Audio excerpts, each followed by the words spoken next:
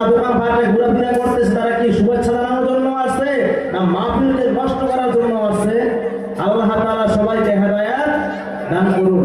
দেখেন আল্লাহ পাক রব্বুল আলামিন কি বলেন, ওয়া মান আহসানু কাওলাম মিম্মান দাআ ইলাল্লাহি ওয়া আমিলা সালিহান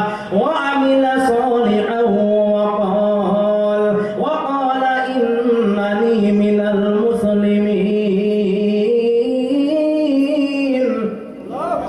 মুসলমান ভাইরা আমার, আল্লাহ বলেন ওই দুনিয়ার মধ্যে এরা চাইতে ভালো মানুষ আর কে হতে পারে?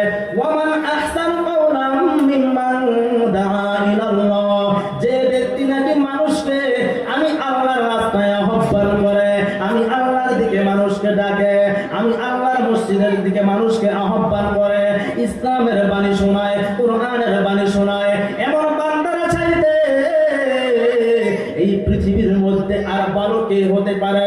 তাহলে আল্লাহ বলেন ওয়ামান আহসানু কাওলাম মিম্মান দাআ, যে ব্যক্তি নাকি দুনিয়ার মানুষদেরকে একমাত্র আল্লাহর পথে আহ্বান করে, আল্লাহ বলেন এরাই হচ্ছে শ্রেষ্ঠ।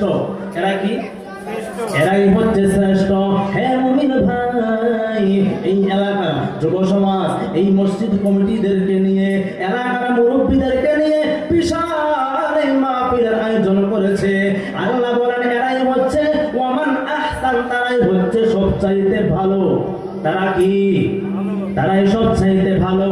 মানুষদেরকে সর্বদাই উপদেশ দেওয়া, মানুষদেরকে সর্বদাই এমন ভাবে কথা বলা যাতে করে মানুষ ইসলামের প্রতি আকৃষ্ট হয়, মানুষ ইসলামের প্রতি দাবিত হয়, যাতে করে এমন কোন কথা না বলা যাতে করে একজন মানুষের অন্তরে আঘাত পায়। হে মুমিন ভাই, আপনারা আসছেন ওয়াজ মাহফিলে বয়ান শোনার জন্য, ওয়াজ শোনার জন্য, মসজিদ মাদ্রাসার মধ্যে আসছেন, তাহলে বলেন কেন বিভিন্ন দোকান পাড়ার মধ্যে, রাস্তাঘাটের মধ্যে ঘোরাফেরা করতেছেন?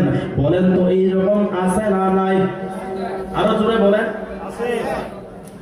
মানুষদের কখন বুঝবে, কেমনে বুঝবে, একমাত্র আল্লাহ জানে। মানুষকে আল্লাহ জ্ঞান, বুদ্ধি, চক্ষু, কান সব দিয়েছেন, কিন্তু মানুষ নিজে হেদায়েত চায় না। আল্লাহ হেদায়েত কেমনে দিব? হেদায়েত তো চাইতে হয়, কি করতে হয়?